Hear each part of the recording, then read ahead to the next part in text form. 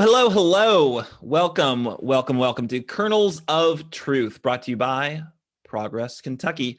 We have a fantastic show for you tonight. And after we check in with tonight's co-hosts, we'll do our political news roundup. We're going to be focusing on the Derek Chauvin verdict and what it means for Kentucky. Also, since it's Earth Week, we're continuing our conversation about coal and helping Kentucky's rural communities move beyond coal and into a clean energy future. Then we got a call to action to support voting rights. Got a new semi-regular segment on the worst politician in the Commonwealth. And then we've got Doug Price coming correct in a new installment of Doug Price is Right. Not to confuse with Doug Price's Right Wing on some other YouTube channel that you can find if you spend enough time there. First, our quick plug for Progress Kentucky. As you may know, unless this is your first time watching the show, in which case, welcome. We are an all-volunteer campaign committed to turning Kentucky purple by supporting compassionate policies which put people first. And if you care about that mission and want to help us meet our goal of raising $1,500 for our current organizing effort, please head to our secure Act Blue page and make a donation. It doesn't have to be big. You could donate $5. That would be helpful. You could donate $50. That would be 10 times as helpful. You could donate $500 and that, even more so. Really, there's no stopping you. Whatever you want to do, it's all useful. It'll all be put directly to the cause. And because I mentioned this earlier, we're all volunteer. No one's taking a cut. This isn't going to pad anyone's paychecks or anything like that. Anyway, so that's us. Go on over there, make a donation. I am excited to bring on our co-hosts for this fantastic show. And as we do every week, we're going to ask folks who they are, where they are, and what does their protest sign say today? Because again, this is not some Talking Heads news show. This is a digital demonstration for a purple Kentucky. I'm Aaron, coming to you from Childsburg, a subdivision. I'll just admit it. It's a subdivision, cookie cutter home subdivision, just outside of Lexington. And my protest sign says, disarm the police. So that's what mine says. What does yours say, you there on the interwebs? I know people are watching us. How many people are watching us? A few. Three. Somebody share would you people, okay, don't worry about putting your protest sign in, just share the live stream so we can get that number up to a more remarkable number. 3, come on. That's us right here. Anyway, so I'm gonna check in with our co-host now. Nate. Yes. Hi, this is Nate Orshan, broadcasting here from South Frankfurt, our kitchen in my home. And tonight, my protest sign is just short, simple, and truth. Justice for Breonna. Amen. All right. And the third chair this evening, Kimberly. Hi, I'm coming to you live from Louisville, Kentucky. And my protest sign says today, serve justice all the time, everywhere, to everybody. Yes, justice serve it for everybody. And then Ken, you got a sign? Got I do. On wood for us? It's carved from a lot of effort was put into this sign. Many months have gone by, and my sign is get your shot so you can feel good about going. But I'm still wearing a mask, so that's my sign. Yeah, vaccinated. That's exciting. Vaccinated. Was that 2? I couldn't really tell. Have you had your both? It's Johnson & Johnson, so I only get one. And I haven't gotten any blood clots yet. I feel good. It was kind of crappy when I first got the shot, but I feel good. I've talked to doctors about the Johnson & Johnson vaccine as well. I have friends that are doctors. I know it's weird, but they've told me there's not really a whole lot to worry about, but I mean, 6 blood clots out of 7 million shots seems like that's not horrible. I don't want to make light of it, certainly. But what I did want to say is that I, starting tomorrow, am like legit. My 2 weeks post shot 2 is tomorrow. So I'm excited to get out of the house. All right. So put yours in there. I think we've got one from Annabelle. She says we need more police accountability. I like that one. And that's all I'm seeing in the chat. So if you've got maybe you were busy or sharing, we're up to 4 viewers now. So yeah, sure. It's like people are sharing, people are getting folks on. At any rate, put yours in the chat if you're watching. And if you want to share, if you feel like sharing, I think you should share. It's a community here, right? It's not like we're not broadcasting, one to many. We're all in this together. All right. So news of the week. That's our first segment. Going to check in on a few stories. First one's a pretty heavy one, and we're going to turn to Kimberly for it. Last evening, the jury came back with all guilty on all 3 counts for 3rd-degree murder, 2nd-degree murder, and manslaughter, which was a complete surprise to the entire country, although we had seen exactly what happened within the 9 minutes and 29 seconds of the brutal, horrible killing of George Floyd. And when I saw this outcome, I was on pins and needles all day. We've waited for almost a year for this trial to cease. And finally, we feel like justice was done. And even to those that are Blue Lives Matter, All Lives Matter, had to even say to themselves, seeing the video of a man who had cried out, "I can't breathe," 27 times, and also calling for his mother when he was subdued and still had a knee upon the neck.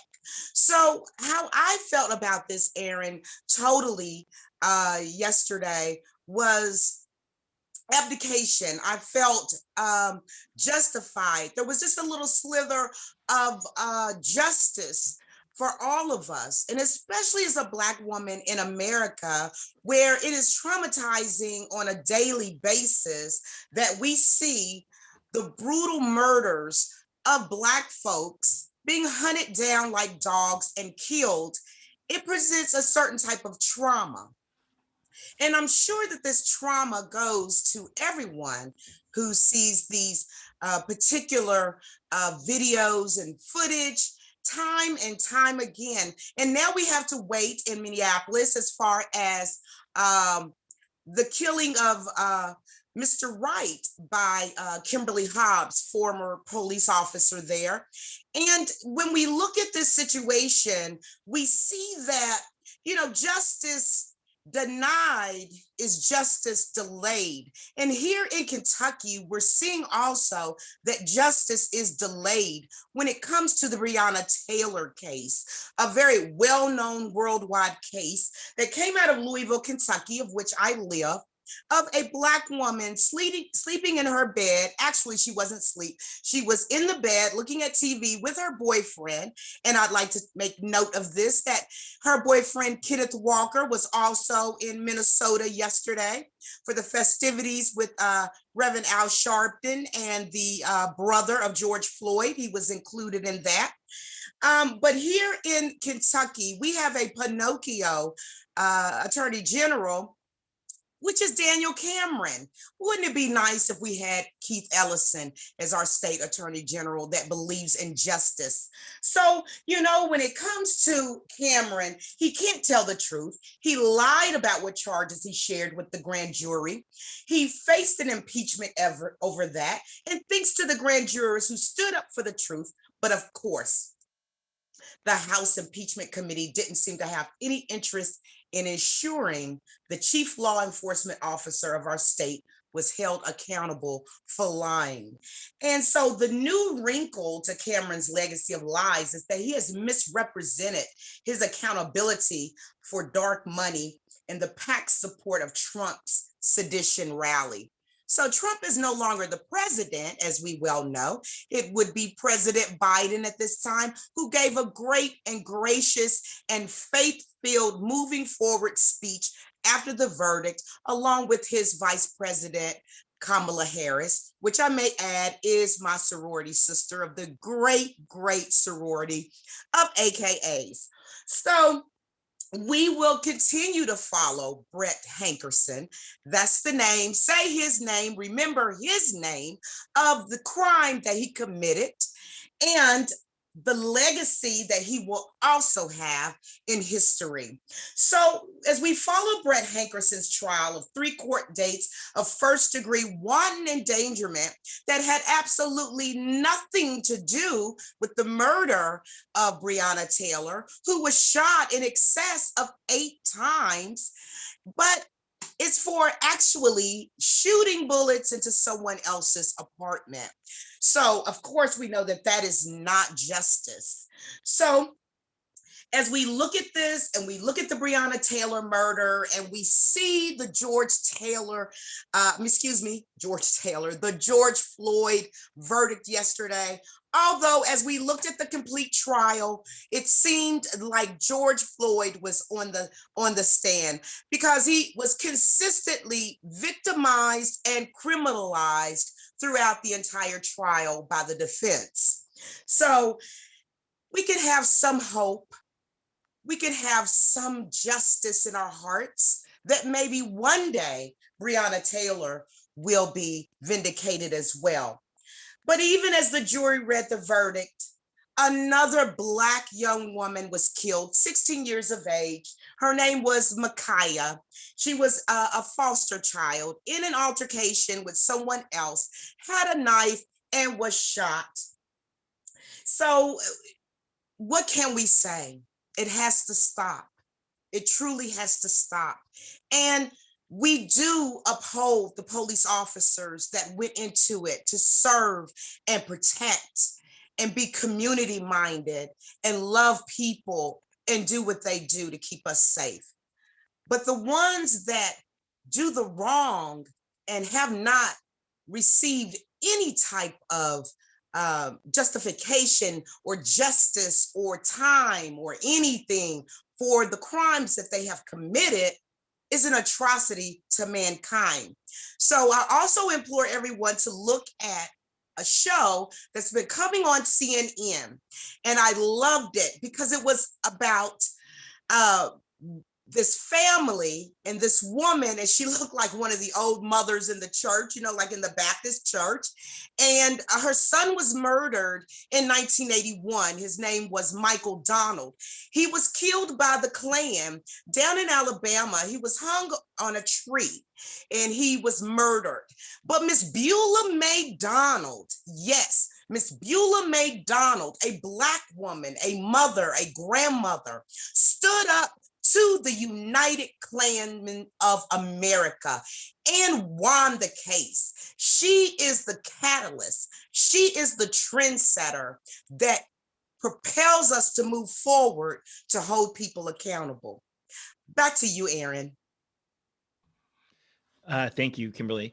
It really was just, the sense of just relief that I personally felt last night was, it was like we were holding our breath for so long, hoping for some measure of accountability for that police officer that the entire world watched murder Mr. Floyd. It's amazing that we were like on that level of pins and needles about the outcome when it was never in dispute, right?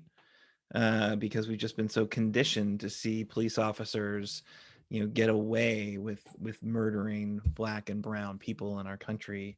And, that idea though, like if, and there's been a few police officers held accountable through the years. It feels like more are being held accountable, kind of more and more. There's more of an awareness that the protests, I think, are having some measure of impact. But, obviously the police and the Blue Lives feels like, oh, this is one rotten apple, right? But it really does strike me as there's some fundamental problem here, and it's, there's a diseased orchard that is producing this. And I think there is white supremacy baked through this entire, the police system that people are living in, and that needs a fuller analysis. It needs real structural change. And as much as I felt relief about one verdict, or three verdicts, I suppose, it doesn't change the fact that the George Floyd Act is not going anywhere in the Senate,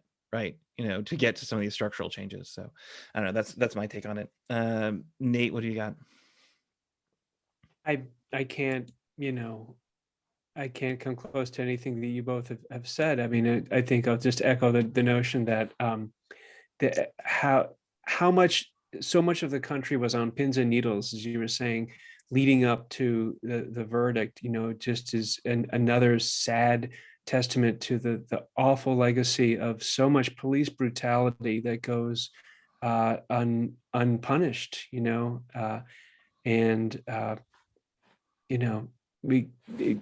it can't be that way anymore.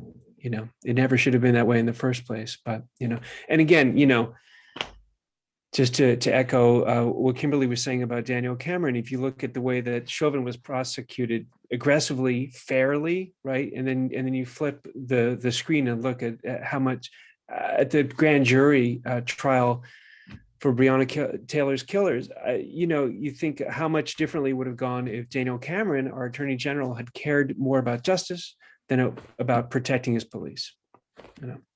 That's all. Yeah, exactly. Ken, do you have something you want to add in? I just think it's not enough.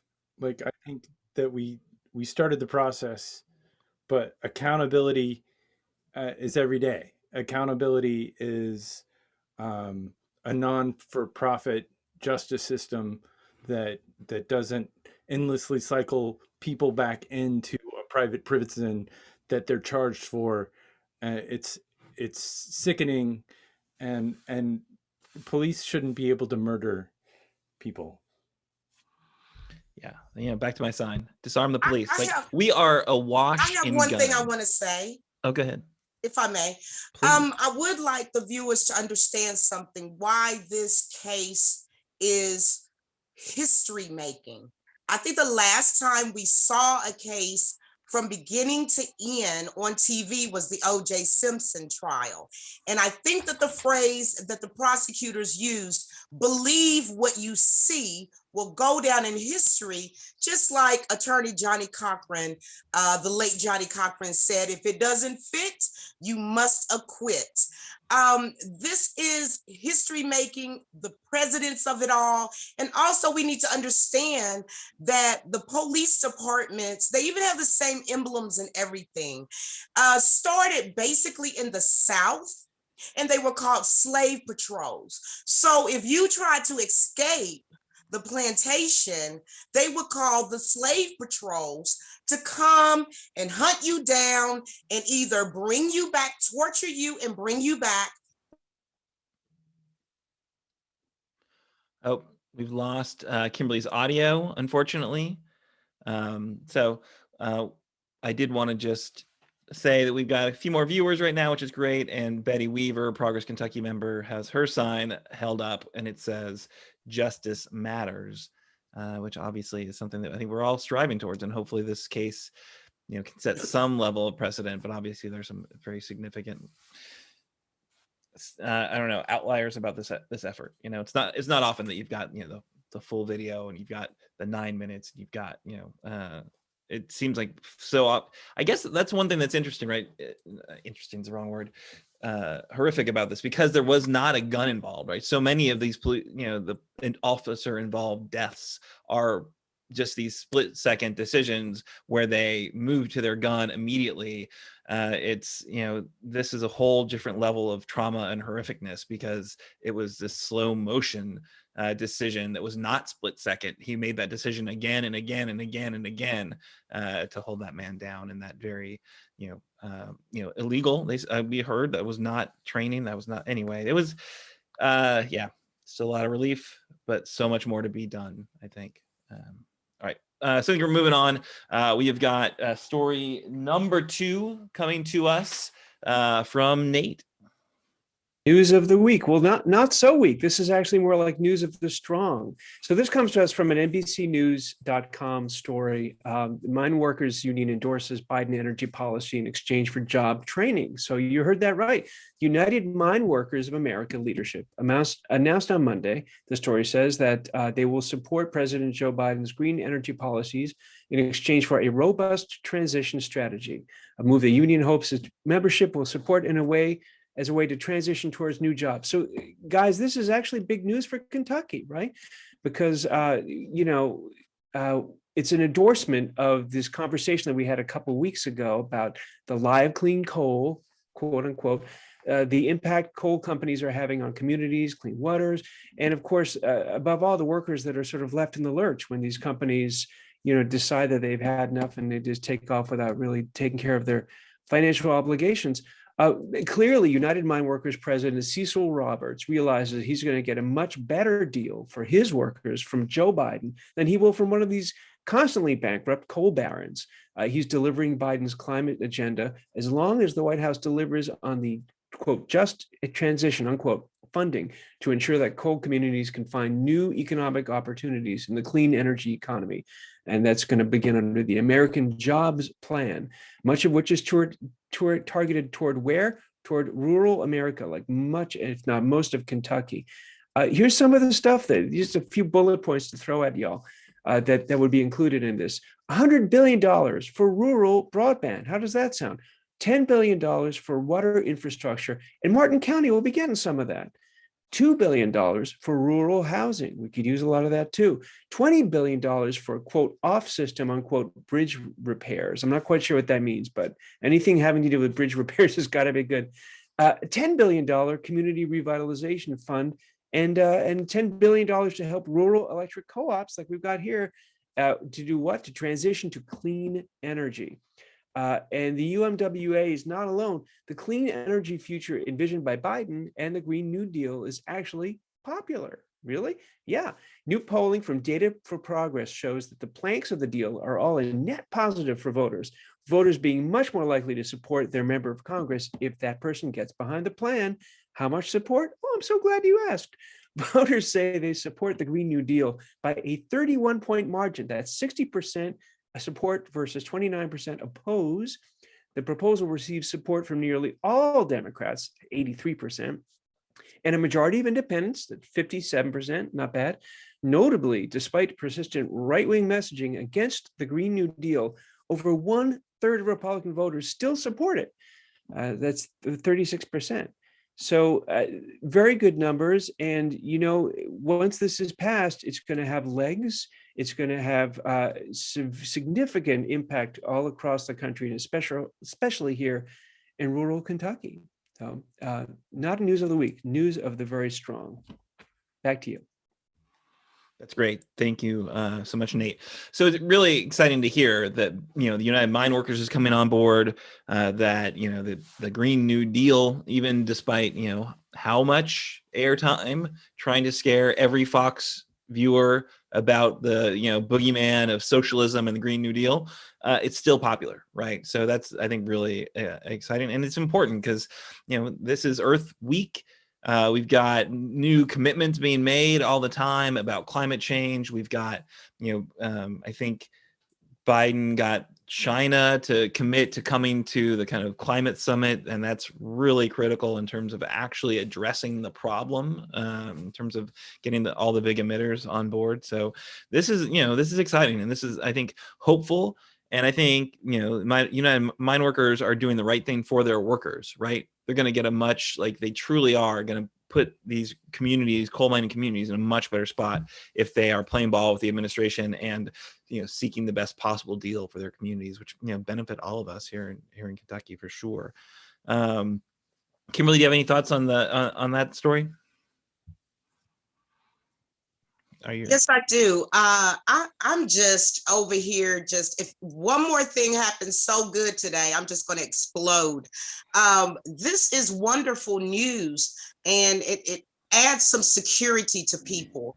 And the Green New Deal, I always thought, was a great thing to have exactly, but a lot of people didn't really understand what it was. But, I know that, as Nate said, it's going to provide so many things. I just think that America did the best thing when we elected President Joe Biden and Madam Vice President Kamala Harris. This just shows you one more thing about the administration, that it cares about people.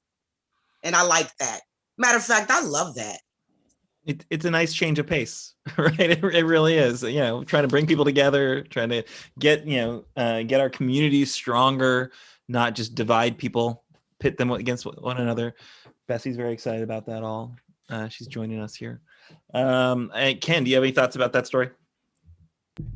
Infrastructure. I mean, if this would mean so much, because all the coal jobs, as we've talked about over the last few years, they've gone away. And so what we're getting is maybe an opportunity to become, not 45th in economy, but maybe 30th, maybe 25th. Maybe we can excel. Maybe we can really just accept this as Kentuckians and move forward and learn different ways to make a living, because I feel like we are hard workers. I mean, every Kentuckian I've ever worked with is an amazing worker, and we want to learn. So, I mean, we're not just coal people, and the infrastructure would really do a lot for our community if we focused on that.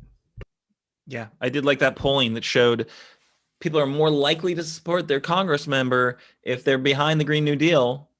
Come on, Andy Barr, paying attention here. Get on board, Andy Barr, or get out of the way. Although that was nationwide polling, I don't know if they polled specifically in Kentucky's 6th district, but at any rate. So we are moving on to our next segment, our weekly segment, where we remind you again that we're not a news show. We are a digital demonstration. So let's do something, folks. Let's make a difference. All right. So we are tonight asking everyone to call your senators. We are asking them to support voting rights, support H.R. 1, the For the People Act. It's in Congress right now, passed by the House, stalled in the Senate, of course, because that's what the Senate does. And to bill to expand voting rights, it changes the campaign finance laws to reduce the influence of money in politics. It would limit partisan gerrymandering, create new ethics rules for federal office holders. This, of course, is like, garlic to vampire Mitch, right? This is like the worst. Like this is a bill that he hates more than anything. He tweeted recently, House Democrats H.R. 1 is a partisan assault on elections. It directly targets political speech and would centralize control of elections in all 50 states in Washington Democrats' hands. A dramatic one-party power grab over the way Americans vote. That, of course, is not true. What this bill is a response to the 47 states. So I don't know if you guys are, U.S. history majors. There's only 50 states. 47 states are right now seeking to pass more laws to make it harder for people to vote. Why is that? Well, that's because Joe Biden was just elected. Bessie likes that Joe Biden was elected. She's barking about that. The idea, though, is that this big lie, the Trump big lie, is giving fuel to these conservative lawmakers to try to restrict voting as much as possible so they can pick their voters and so they can stay in office, right? And H.R. 1 truly is an effort to stop the steal. Like, we do not want Republicans to steal elections, and the laws they are putting in place will help them to do that. So H.R. 1 is a level set. It's, making sure that democracy is, in fact, for the people. So call Mitch. Even though he hates the act, call him so that he knows, his staff know, his advisors know that what he is doing is not, in fact, popular. And I know that feels kind of a little futile from time to time, and if you're super busy and you can't do it, I understand. But we got to reclaim our democracy, people. We have got to send a clear message to Mitch and to Rand Paul that they are not doing what the people want. So let's do it, right? Let's, and again, the first story of the day, this is related, right? This is what happened in Georgia, where they elected the first, Black senator ever in Georgia, and where clearly, Black voters made the difference, the turnout through the roof, strategic organizing, hard work, they're going to take that away. They want to take that away. That is 100% what they are trying to do right now. And that is, white supremacy at work. So that's why HR 1 is so critical. Let's hold them accountable. And, let's, even if we're not going to convince Mitch to do the right thing, we're going to make it very clear that he is ignoring the will of the people to hold on to his power. So that's it. That's what we got right now. Make a call, folks. It don't cost nothing. All right. That is call to action. Now I'm really excited, super excited, because we have an idea we've kind of been noodling over for a while. We thought it would be fun to do. Let's see. Let's see if it's fun. This is our new segment, Our Commonwealth's Worst Politician of the Moment. And we say moment because I'm not really sure how often we're going to do this. Maybe it's for the month. Maybe it's for the week. Maybe this is so much fun we're going to do it every single week. I don't know. But the person we're going to introduce you to, because my gut instinct is that you have not heard of this individual yet. He is Kentucky House District 91's own Bill Weasley. Is that right? Wesley? Bill Wesley. I am a Harry Potter fan. But yeah, Bill, look at that guy. He is a clean-cut individual. That is a high and tight haircut because he is, in fact, a former Marine. He's a first-term rep from an Eastern Kentucky district. He is the Estill County Sheriff Chaplain. And I will be honest, is that a job? Do you get paid to be the chaplain of a sheriff's department? I'm not sure. But he also is he's a preacher at a, small church. He had his first session, fairly unremarkable record, co-sponsored every single bill possible to limit the governor's powers during the pandemic because he wants to make sure that, his constituents have the freedom to get sick and die. He co-sponsored a few bills on his own. He passed a bill to keep military families from having to get an in-state driver's license if they're stationed in a different state than they claim as their permanent residence. So, there you go. But what really got my attention was somebody shared with me a public Facebook post that he put out to his friends, family, and followers. And I'm going to read it for you. I believe with all my heart that a divine reversal is coming to our nation. I am also believing that we will wake up soon and see on the news that 30 or more will be arrested in Washington, D.C. for all the corruptness that has been happening, even because of the crooked election that has taken place. So, Representative Wesley, he is all in on Trump's big lie. He seems to think that God's with him because he believes that God will be intervening directly in our state of affairs to reverse the course of our nation. A divine reversal is on the way. It's a really interesting district, though, District 91. It is one that has been highly competitive through the years, actually. Toby Harold, a Republican, Cluster Howard, that's a name. That's Cluster Howard, the Democrat. They traded off representing the district for a number of terms, going back and forth, until that last election. They both called it quits. And Representative Bill, he cleaned up. He took 70% of the vote. And the Democratic candidate, Paula Clemens Combs, didn't even get to 30%. So this is a district that was a toss-up for Democrats and is now solidly behind a guy who is praying for Trump to be returned to power. This guy, he is definitely the worst politician of the moment. Let's see. We'll see what the response is to the worst politician of the moment. if it's good enough, maybe Nate will write us a theme song. I don't know. I was going to say, we need some kind of music, even just the sad trombone, like it's the worst politician of the moment. Oh, sad trombone's always good. You know, that kind of thing. I definitely think we can do sad trombone. Ken, get on this. All right. So now we're going to our standby, though. This guy does have a theme song. Doug Price is right. He's coming to us. He is going to bring us the skinny on straight party voting with Doug Price is right.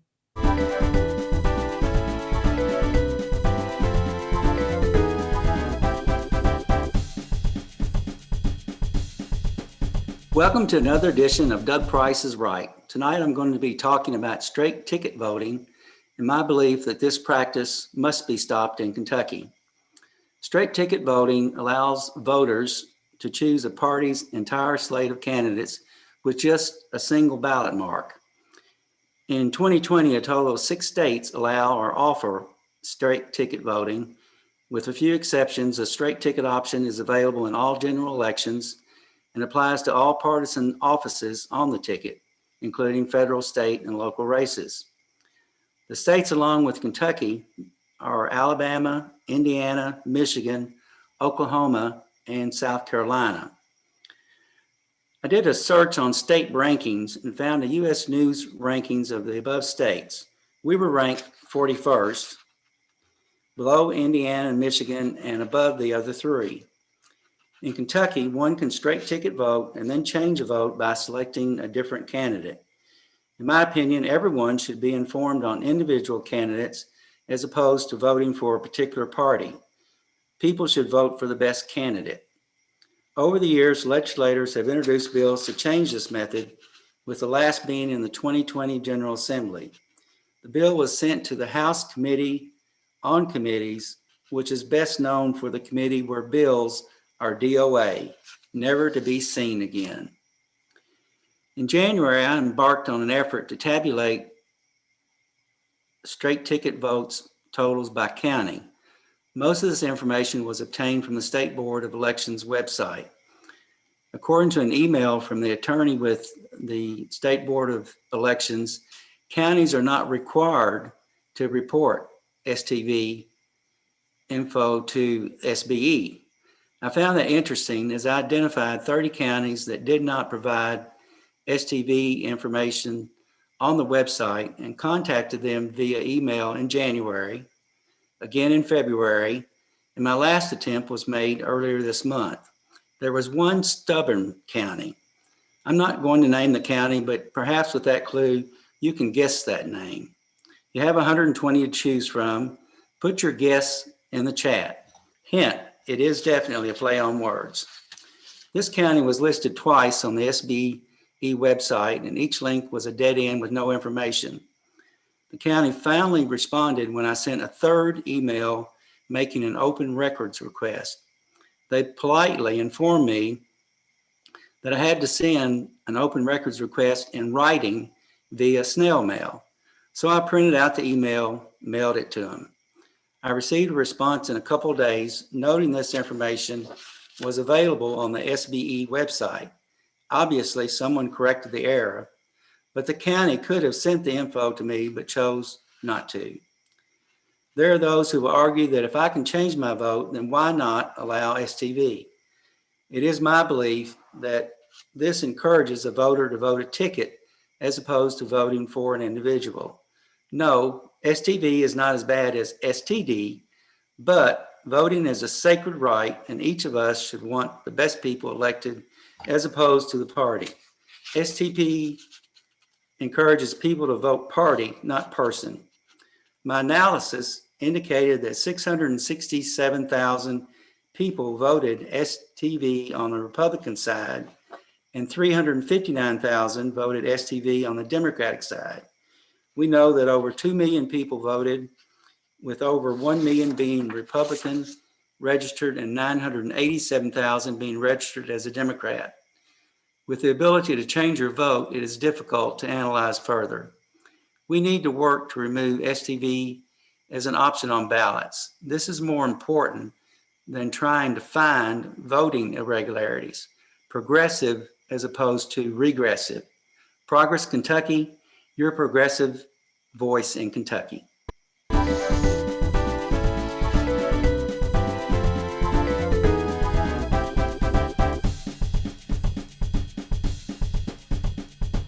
All right, straight ticket voting. One of the many good government reforms we could be getting here in Kentucky. It'd be interesting to see. I'm sure that's one that, when the Democrats were in power, they really liked it. Now the Republicans are in power, they really like it. But what about that young Michael Adams? He seems like Mr. Good Government. Everyone's giving him accolades for being bipartisan. Should we have a conversation with him about this? Let's give him a call. Hey, who's got his number? He's got his whole website, sos.ky.gov. Anyway, thank you so much for doing the research, for doing the diligence. That was not easy stuff to get. That's really impressive. Doug Price doing the work for all of you progressives out there. Progress Kentucky. Anyway, so I think that's mostly it for our show. And I want to thank you all for tuning in. And I want to hear how we are going to get wrapped up this fine evening from my friend and yours, Kimberly Cecil Jones. Well, thank you, Aaron. I appreciate it. And that was a great, great piece by Mr. Doug Price, as I call him, Dougie Fresh. He has all the fresh information for Kernels of Truth. And I know that you are ready to turn Kentucky purple. Yes, there are no real elections this year. We've got time. Let's pour the money, our resources, our minds together to turn this state purple. It can be done. And we're close to 4,000 or 5,000 likes now on the page. Invite everybody you know. Invite your cousins, your third cousin removed, whoever, all your friends. Just go on the page of Progress Kentucky where it says invite, and just invite all your friends, everyone on your Facebook list, those that are like us, and those that won't, well, whatever, we'll get to them later on. Also, we just like to say also in all of this that we do need help. We do need your assistance, okay? It is imperative that we have your assistance, your buy-in to get everything done as we need it here in Kentucky. So we need kernels of truth all over this state to call out the propaganda that we're always hearing and the ridiculous claims of folks like Mitch McConnell, Rand Paul, and Andy Barr.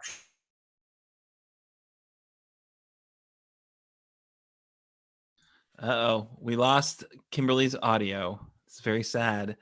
We're going to be starting a GoFundMe to buy Kimberly a new computer. Look for that link on our Facebook group. And everyone else that we can get to make this happen. Am I here now? I'm good. I'm good to go. Okay. I'll be glad when this little infrastructure plan comes into place, because here in Louisville, Kentucky, obviously I need some infrastructure myself with the broadband that we have here with Spectrum. Yes, I'm going to call them out, Spectrum. So the other thing that I want to tell you is that we really, really, really thank you for watching us every week.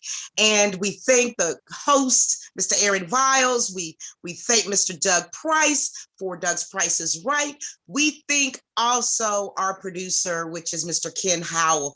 It would not be able to happen the way that it looks and the feel and the atmosphere if it were not for Couchfire Media. So in Couchfire Media, I will say this, that they do incredible work like animation and in all kinds of things that I don't really know what they are because I stay in my lane. But Ken Howe, he's the man, he knows. So go ahead and check them out. Check out Couchfire Media on www.couchfiremedia.com.